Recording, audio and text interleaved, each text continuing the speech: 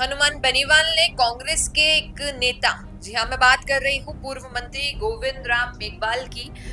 और हनुमान बेनीवाल लिख रहे हैं कि जालोर में राजस्थान सरकार के पूर्व मंत्री श्री गोविंद राम जी मेघवाल की गाड़ी रुकवाकर उन पर हमले का प्रयास हुआ, वहीं उनके ड्राइवर के साथ मारपीट होने की जानकारी संज्ञान में आई है और इस प्रकार की घटना निंदनीय है और सरकार को एक्शन लेना चाहिए। हाल ही में आपने देखा बांसवाड़ा डूंगरपुर सांसद राजकुमार रौत पर भी एक धमकी भरा कमेंट आया था कि 1 करोड़ रुपए दिया जाएगा। हालांकि गिरफ्तारी हुई है और व्यक्ति कह रहे हैं शराब के नशे में थे और इसी दौरान वो कमेंट कर दिया गया, जबकि वो राजकुमार रौत को जानते भी नहीं है। लेकिन राजकुमार रौत ने इस मामले को लेकर अपने एक्स अकाउंट पर ट्वीट किया है कि एक व्यक्ति को तो आपने पकड़ लिया है, गिरफ्तारी हो चुकी है, लेकिन मैं चाहूंगा कि इसकी तह तक जांच हो और कौन इसमें जुड़ा हुआ है, क्योंकि मुझे धमकी देने की और 1 करोड़ रुपए मारने वाले को देने की घोषणा करना ये कोई मामूली बात नहीं है। आप सोचिए कि राजस्थान में एक ही समय पर 2 नेताओं पर इस तरीके का हम कहें वार, एक पर तो किया गया है, एक को धमकी दी गई है।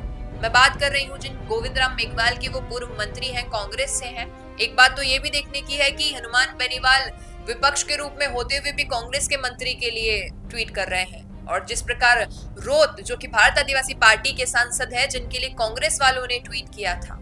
समीकरण ये है कि लोग देख रहे हैं नेताओं पर अगर अटैक हो रहे हैं लोकतंत्र में सरकार के होते हुए, तो सरकार पर कटाक्ष होगा और सरकार को टैग करके ये बात कहना कोई गलत नहीं है। जब हनुमान बेनीवाल इनके लिए आवाज उठा रहे हैं कि अटैक करना एक नेता पर, पूर्व मंत्री पर, उनके ड्राइवर के साथ मारपीट करना, और दूसरी ओर हम देखें तो राजकुमार रौत को इतना धमकी भरा कमेंट आना, 1 करोड़ रुपए की घोषणा करना उनको मारने वाले को।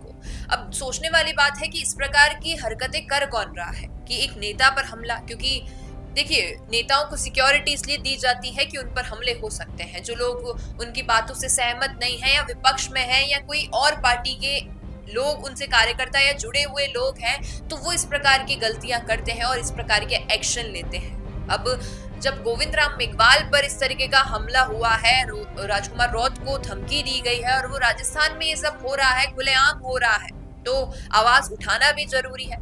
अब सोचने वाली बात यह है कि सरकार इस पर क्या एक्शन लेती है, क्योंकि अभी तक कोई एक्शन नहीं लिया गया है।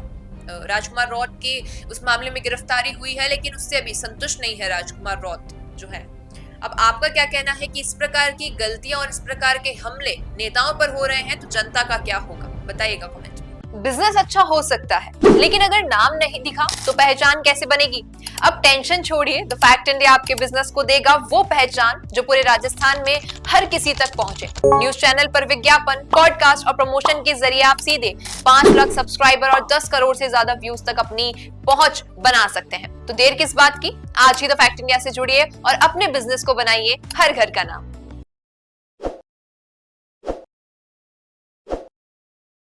ताज़ा खबरों के लिए विजिट करें द फैक्ट इंडिया की वेबसाइट और डाउनलोड करें द फैक्ट इंडिया ऐप।